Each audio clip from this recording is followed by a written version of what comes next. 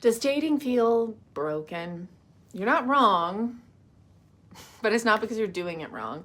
It's because you're stuck in like the swiping trap. Dating apps have given us access to everyone, which sounds amazing, but you used to be more like limited to people in your town, your workplace, your friend's friend. Now you can meet someone from across the globe during your lunch break. And that kind of access can feel powerful.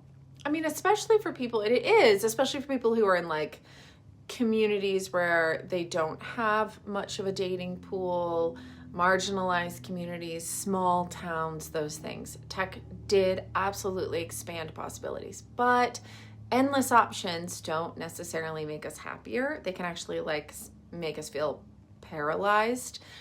Choice overload is a problem, right? So it can create this loop of second guessing or always feeling like there's something better out there. It can lead to swiping for sport or just because you're bored or you want validation.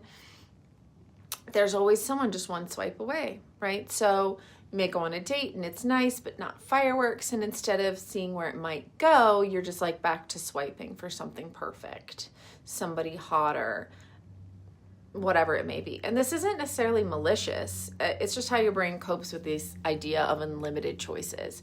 You know, it's hard to commit to one thing that way. Even when you do start seeing someone, choice overload does make it harder to stay. There's, if there's boredom or conflict or a lull in chemistry, it's like, just start swiping. There's other people out there and they're available, instantly for you to at least look at. And so that's how we end up with a lot of people craving intimacy, but stuck in short-term dopamine hits or long-term loneliness. So it's weird because it's like actually having some fewer options can leave you more satisfied with the relationships you choose. Because you stop shopping for people, like you're on Amazon Prime, and you start investing a little bit more heavily into what you do have available to you. So how do you break that loop?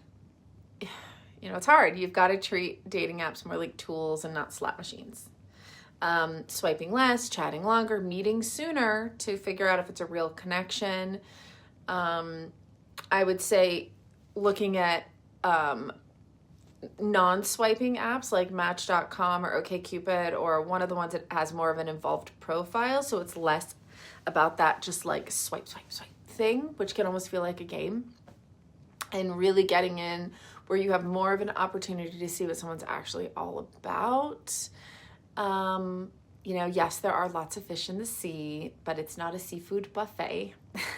You really are just trying to find a person to build something with. And that still takes intention, and it does take effort and a little stick-with-itness, right? So, do you relate to this whole idea of just like being a little bit addicted to swiping, even just for boredom? Let me know. What do you think? What's the solution?